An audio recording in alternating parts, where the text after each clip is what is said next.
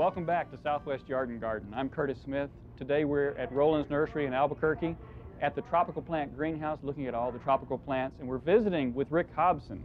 Hello, Curtis. Rick, how are you doing today? Good. How are you? Very well. Thanks for having us here. Glad you could be here. I noticed the orchids are looking really good.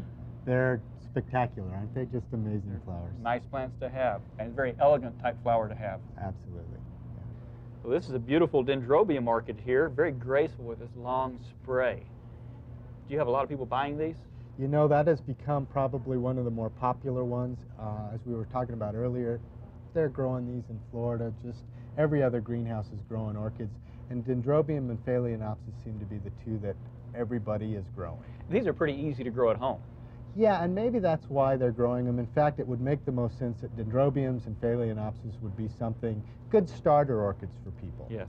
Some of the others are more difficult, but there's a lot of variety in these. But this is one that I can have rebloom for me year after year after year. The Dendrobium, and it's really called Dendrobium Phalaenopsis type. This is one of the hybrids. It's not quite so clearly like a Phalaenopsis.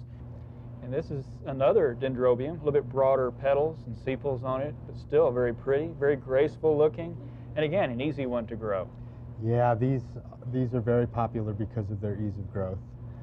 This darker one is good for people who wanted a different color. It has some darker colors. There are others that are very dark. Yeah, I like the darker flowers. I like the contrast that you get with some of the lighter showing through at their throats, but I like the dark colors. You were talking about Phalaenopsis as being an easy plant to grow. This is another one that I have good success with, and you say this is your easiest to grow. That's what I started with, and I tell you, I've had just tremendous success. I started several years ago, bought one on Valentine's Day, just about at this stage right here, yes, where not just quite a open. couple of buds are opening, and literally from here to the tip, I would get blooms for 3 or 4 months.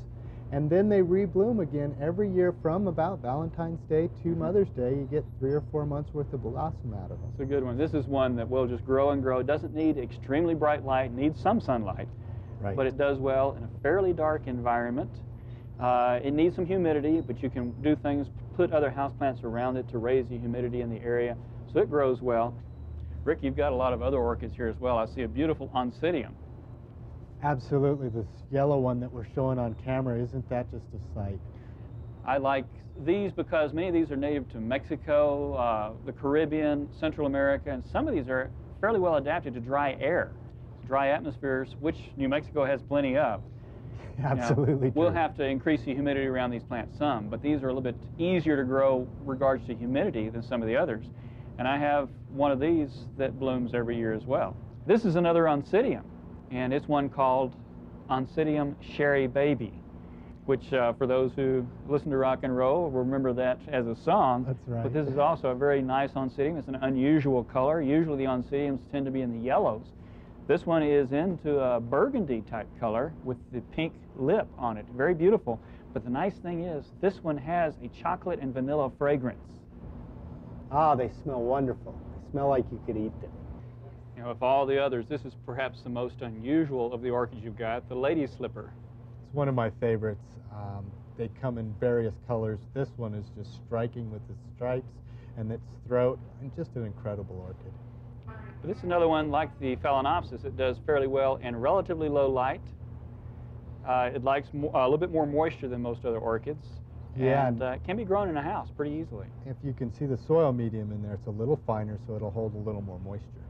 Now that's an interesting point, Rick, because many of our orchids are not grown in true soil, but they're grown in a bark potting mixture, which has bark, some perlite, and some other things in it, which allows a lot of drainage, but also a lot of air to be around the roots. And that's very important. If we put it in the wrong soil potting medium, Correct. It's just not going to grow well. Absolutely. Anything that's probably got much soil in it, a potting soil as we are most familiar with, would not be good for an orchid.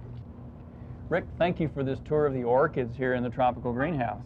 I'm glad you could be here. I appreciate you coming in, and it was nice to share some time with you and talk about orchids. I'm glad we can tell people that here in New Mexico, as dry as it is, we can grow orchids, and they're really a good plant to have either for short term, a few months, and get another one, or to try and grow them in the kind of a competition with your friends to see how long you can keep them alive and how many times you can make them bloom.